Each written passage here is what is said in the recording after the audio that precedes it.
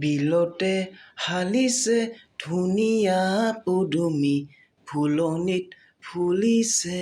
Full Friends, welcome back to my YouTube channel. Friends, আজি ৰাভা দিৱস আৰু এই ৰাভা দিৱসটো আমি